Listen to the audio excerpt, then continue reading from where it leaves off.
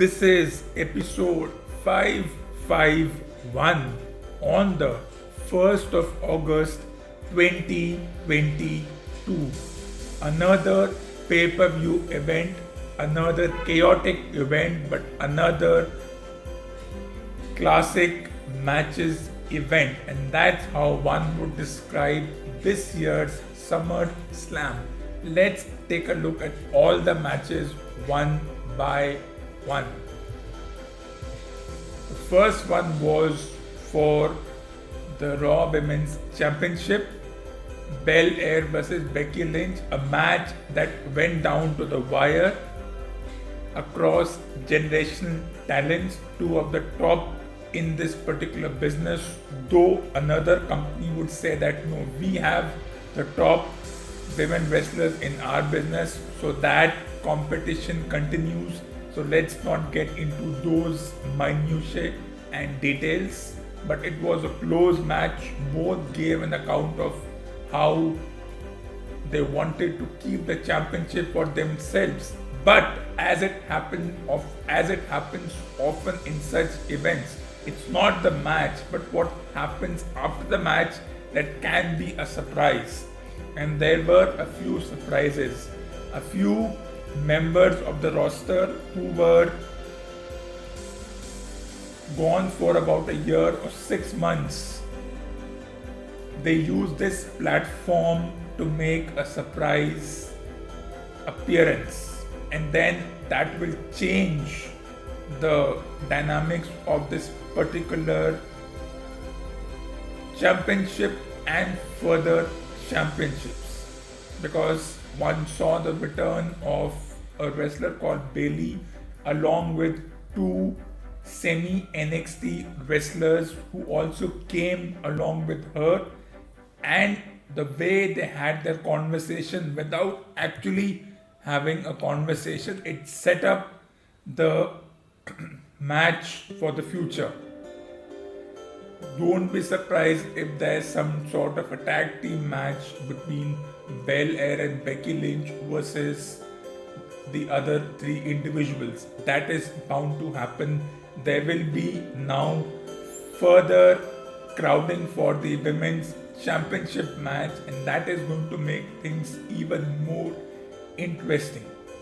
That is what the management will target now, with the return of three wrestlers who were gone for about a year, and it will change the dynamics of the particular brand.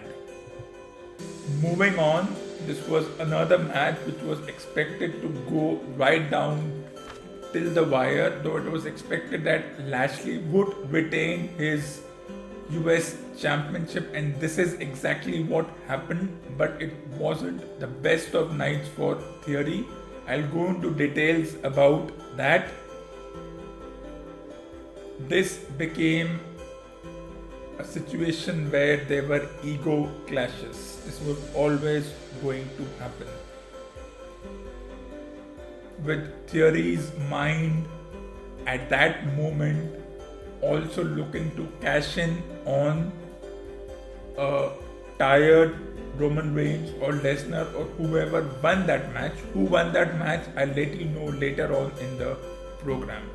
It was a chance to earn 2 titles in one night, but at least for this match he couldn't go on further. And now with Lashley retaining this championship, I won't be surprised if they push him in the coming weeks and months for the main title, that is the undisputed unified title. They might push him. He's already been a former champion in that case, and they might push him again in that direction and might hand over the US Championship to another wrestler to push Lashley towards that, because there are a few contenders apart from Brock Lesnar who can give Roman Reigns a challenge. And that's the most important thing. And this particular match, Lashley retained his championship via submission. Another match which was the highlight reel of the evening was the one between Logan Paul and The Miz, where Logan Paul may not be a popular individual in India, but he is a popular individual in that part of the world. He has gained his popularity through pseudo media and making video talk shows or video podcasts, and he has earned his wares through that. And then, as it often happens, he steers himself into this particular business, citing the often cited cliche that I have watched this particular business since I was a kid. I always wanted to be a part of this roster, and today I was. Logan Paul and Miz, who were tag team partners, who went on to beat the Mysterios at the WrestleMania event. And then Miz did what he does, turned heel, turned his back on Logan Paul, and then Paul officially joined the promotion. And then after 3 months, he goes on to challenge the Miz for that particular match. On and off mind games continue. And then the way Logan Paul went on to win, for someone who has just joined this business, who is new to this, the moves were impressive, and the way he conducted himself inside that squared circle against someone who has been part of this business for over 20 years, it was quite impressive. But he was not the only impressive individual on that night. Who was the other one? I'll talk about that as the program progresses. But the way the match ended, he used his opponent's ending move to end this match. Now, will Logan Paul be a regular on the roster? From what I hear, he may not be a regular on the roster, but the Logan Paul Miz rivalry, or whatever they want to shape it into, is certainly not over. It will continue for a while.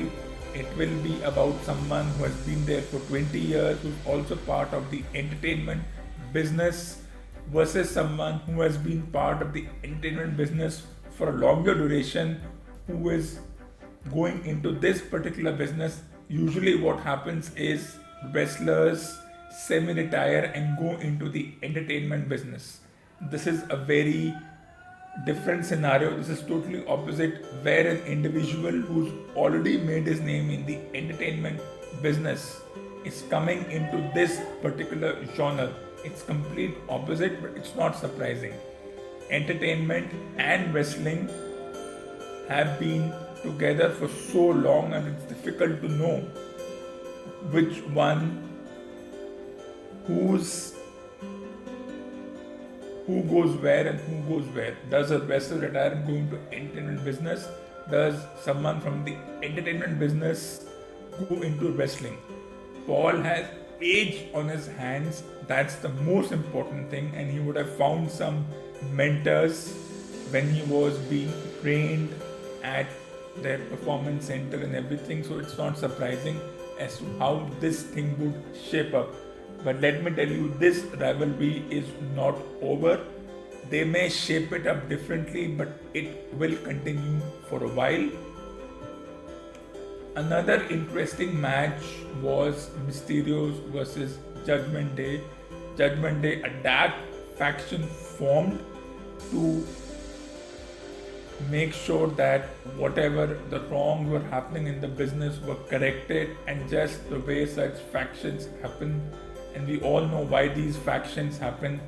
So, in a well choreographed manner, they targeted the Mysterios, and then a match was set up, a no disqualification match.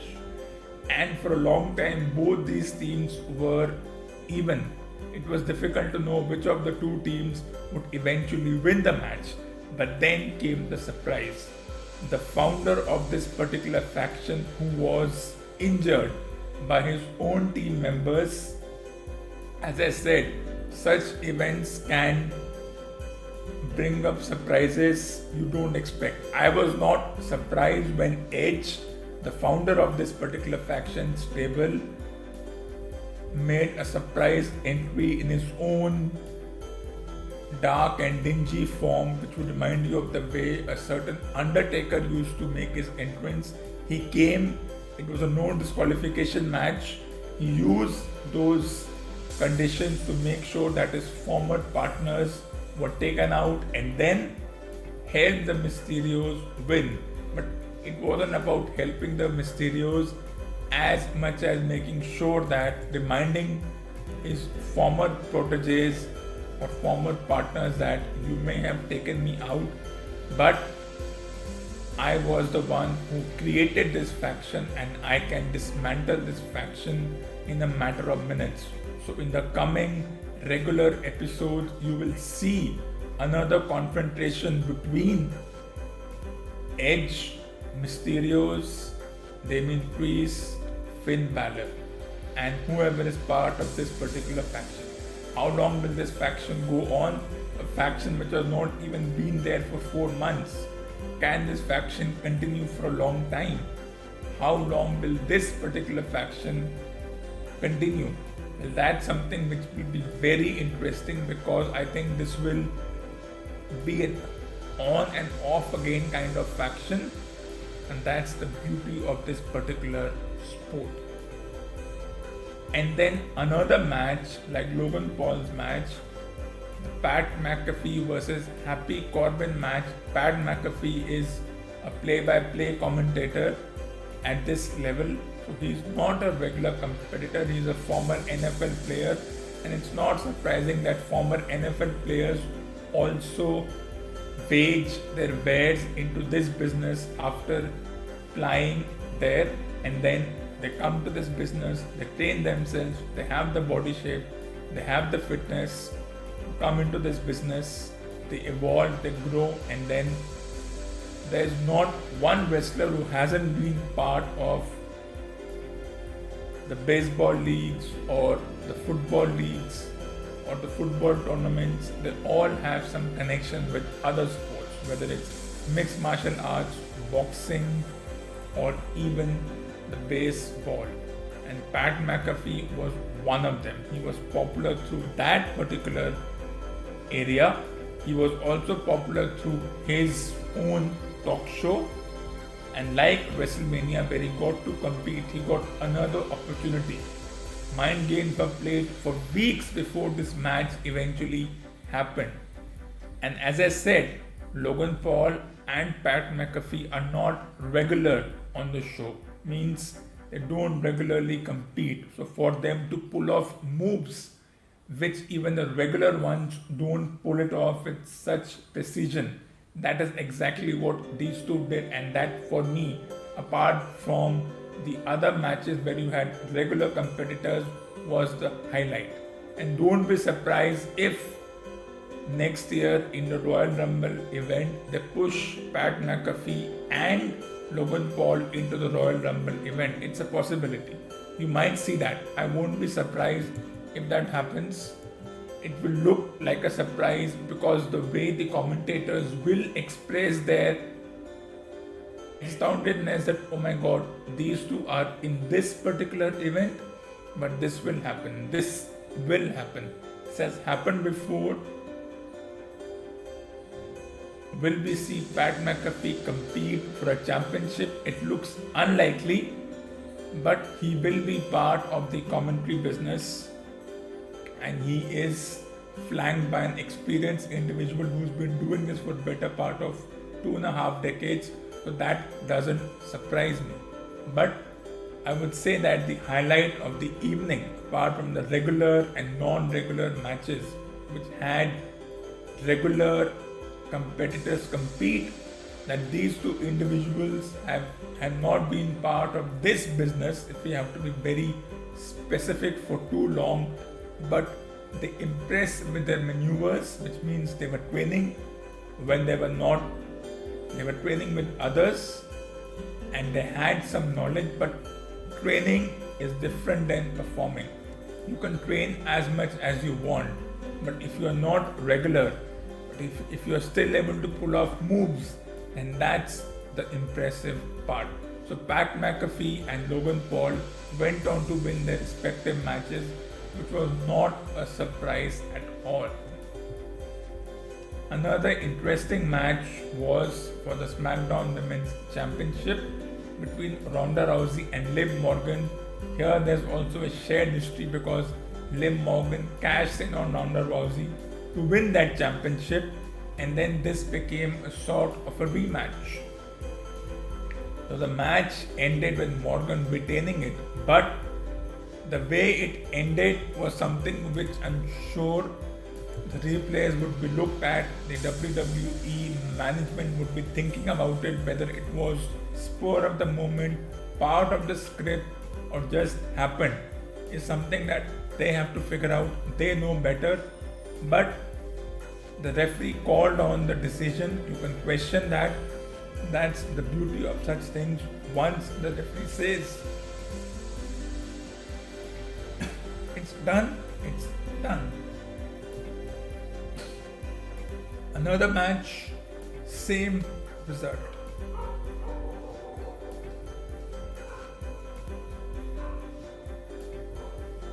For the WWE Tag Team Championship, the Usos, over 250 days as champions, versus Street Profits, who've had some really close matches, and the Usos went on to retain with a special guest referee in town.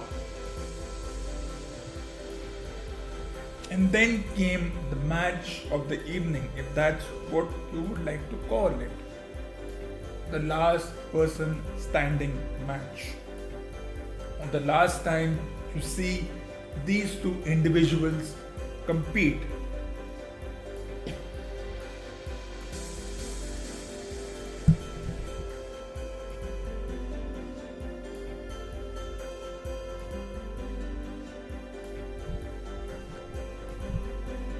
A match that saw the use of a tractor demolishing the ring.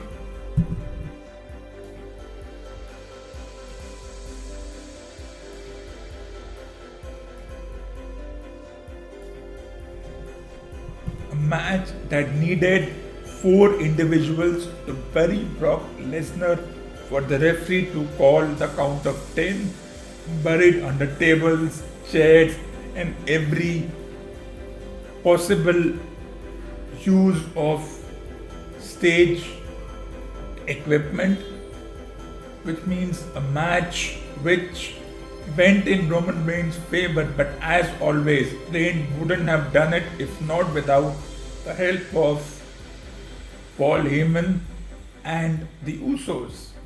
As always, they always came into the picture once it was a no disqualification match.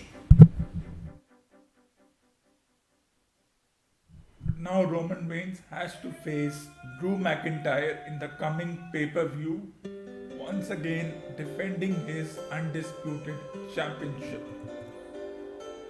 And one expects him to do what he's done before, defend it as he's always done it.